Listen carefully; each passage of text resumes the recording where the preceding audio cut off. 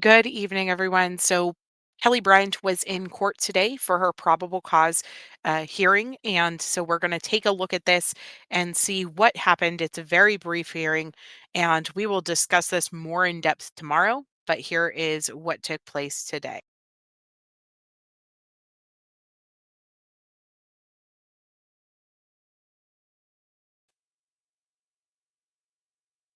Before I call the case? No, Yana, I've met with her multiple times. I saw her this morning too. Okay, very good. Calling People versus Kelli Marie Bryant, case number 250216FY. Good afternoon, Your Honor. Kelli Bryant on behalf of the people. And good afternoon, Your Honor. Cecilia Carandongo, here on behalf and with Kelli Bryant. Your Honor, she's present from the Oakland County Jail via Zoom. We have no objection to Zoom. Ms. Bryant, can you state your name for the record, please? Kelli Bryant. Okay. Is that Ms. Bryant's hand in front of her face? No, that's okay, thank you. This is the time and date set for a probable cause conference on the 3 counts of first-degree child abuse. Ms. Carandongo, how did you want to proceed? Your Honor, I've had extensive conversations with Ms. Bryant as well as with Ms. Parency. At this time, I'm in receipt of, I want to call it partial discovery. I have the written initial police report, which is, there's apparently a supplement that will be available for me today. And also I have the children's interviews. I was provided with those yesterday. I don't have anything else. There are terabytes of electronic discovery that is going to be provided to me on the external hard drive that I provided to the prosecutor's office. So we're asking you to adjourn the probable cause conference so we can have all the discovery. I think it's paramount in this case, Your Honor. Can you pull something off the printer, please? Thank you. All right. And you discussed the 21 days with Ms. Bryant? I did, Your Honor. She understands that she has a right to have her preliminary examination within 21 days. It's impossible in this case if we're going to provide her with effective assistance of counsel, and I think she understands and appreciates that. Our next court date would be set outside of that. She's not waiving her right to the preliminary examination just to have it, I guess, at this time within the next week, and she's in agreement, Your Honor. All right, thank you. I will note that the 21 days is waived, not the right to the exam, but the right to have it within 21 days. I understand that there are still discovery issues pending. Before we get to the date, defense did file a couple of motions, and I will deal with those this afternoon as well. One was a motion to restrain pretrial publicity. I did receive and review the motion as well as the briefs. Any comment from either side as to that? Your Honor, just ever so briefly in response to some of the things that the people were putting in their response or their objection to my motion. There's a lot of information that's already public information, meaning the court proceedings are open to anyone, certainly to the media. There's the register of actions that are public. There's a lot of public information. There's also already a lot of information that's been disseminated via social media and the Oakland County Prosecutor's Office. The issue I'm having is that the Oakland County Prosecutor's Office disseminated information that really is confidential information that they had me sign a protective order for before I could receive it, which included the children's interview. They also requested initially that I sign an agreement to not disseminate anything of discovery nature to anyone, including my client, and I declined to sign that. So they've asked me basically to not talk about this case or share it with anyone, but at the same time I'm saying that this is in the public interest. I don't think it's in the public interest to disseminate evidence that hasn't been admitted into court, and I don't think it's in the children's interest to disseminate any of that. The public can certainly be kept informed via the media when we have court proceedings, as well as what the public can look up on the public register of actions in court. So I don't see any public interest in the prosecutor's office continuing to hold press conferences and talk about this case, and included in the Oakland County Sheriff's Office, which many of those deputies and detectives are assigned to this case. There are witnesses in this case, and the Oakland County Sheriff's Office continue to talk to the public about this case.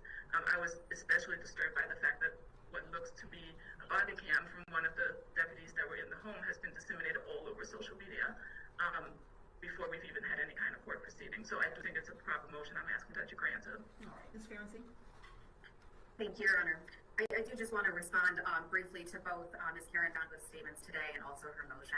I do want to be clear. Oakland County Prosecutor Karen McDonald held one press conference on February 19, 2025, after Ms. Bryant was formally charged. In that press conference, Prosecutor McDonald confined her statements to the already public information from the square to that morning. Prosecutor McDonald has not made any public statements about this case that has any potential to deny Ms. Bryant her constitutional rights. The statement about the video I am not aware what video Ms. Mirandano is speaking of. From my understanding, we live in a social media era right now, and information and misinformation spreads very quickly. We did get reports that individuals in our community, not part of law enforcement, made unauthorized entry of the residence at issue in this case, and it recorded videos, take photographs, and posted their findings on social media that did have high views. And Your Honor, that vigilante activity does create a dangerous precedent and the potential of widespread distribution of misinformation. And Your Honor, I do believe that a gag order would prevent the prosecutor the ability to correct any sort of misinformation. This case has drawn a lot of public outcry, and a lot of that public outcry predated law enforcement's presentation of this case to the Oakland County Prosecutor's Office requesting charges. And the reason of that outcry is because the welfare of our community's children is a vital social movement. And the facts of this case squarely involve allegations of egregious harm to children.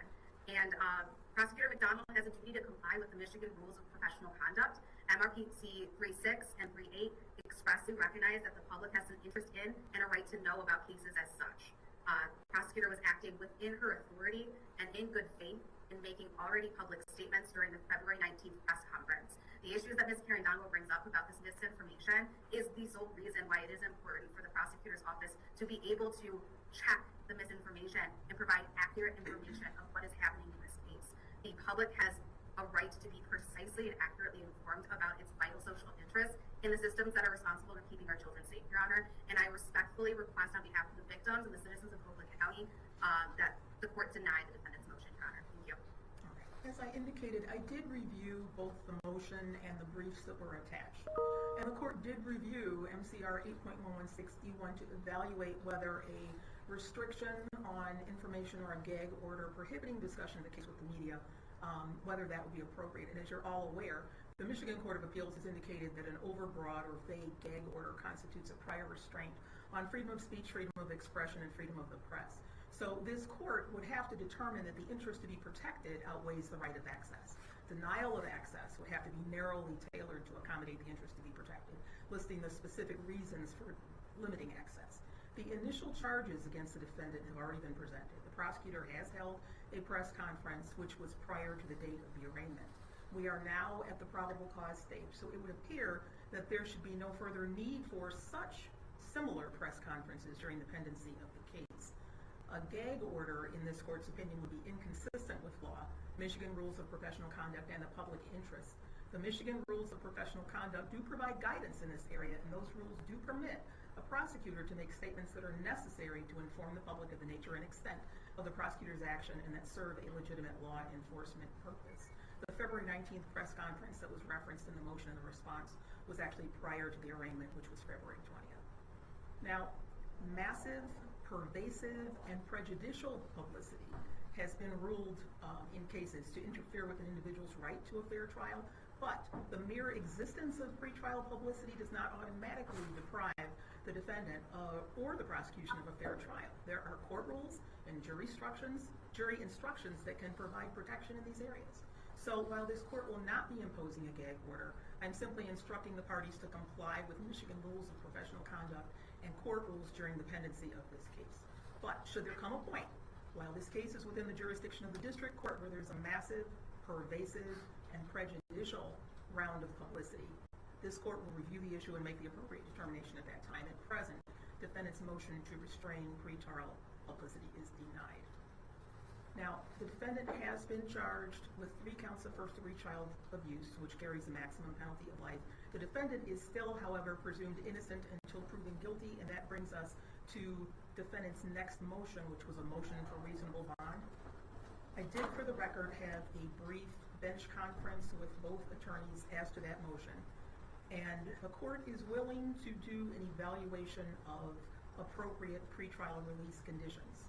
The things that the court has to consider is the defendant's prior criminal record, if any record of appearance or non-appearance or flight to avoid prosecution, any history of substance abuse or addiction, the defendant's mental condition, including character and reputation for being dangerous, the seriousness of the offense charged and the probability of conviction and likely sentence, any employment history, status, and financial history as they relate to the ability to post bail, the availability of a responsible member or members of the community who would vouch for and monitor the defendant if released, ties to the community, including family ties and relationships, and the length of residence, and any other facts bearing on the appearance or danger to the public.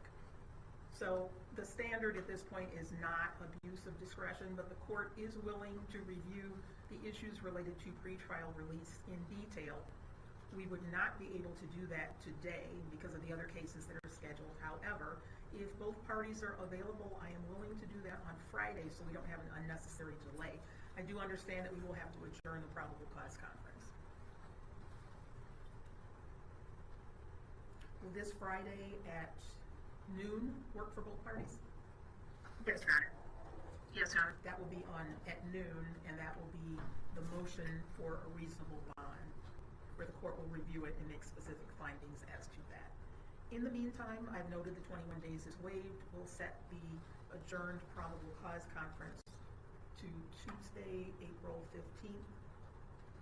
That will be at 2 p.m. For today's purposes, bond will be continued, but I will address it on Friday. Thank you, Your Honor. All right, anything else for the record on this case today? Your Honor, will the motion hearing be held via Zoom? It will be via Zoom, yes. Thank you. Okay. So if she's trying for bond, they got to review that still. We know that it was set rather high the other day, rightfully so, in my opinion. But it sounds like they have to go through that. The probable cause hearing was mostly pushed back. No, not very much detail discussed in that matter. And so we will be talking about this case again tomorrow night. Unfortunately, I'm unable to go live at this point, but I look forward to discussing a lot of things. Number one, the videos that came out of the apartment and the things that we seen with those. If you guys have not seen those yet, I do need to get those uploaded still. It's absolutely horrific, the way that she had left these children and the interviews from the neighbor and different things like that. So a lot to talk about in this case. She is She's just a horrible, horrible human being for the way that she left her children like that. So, all right, thank you guys, and I hope you all have a wonderful rest of your day, and I will see you all tomorrow night. Bye.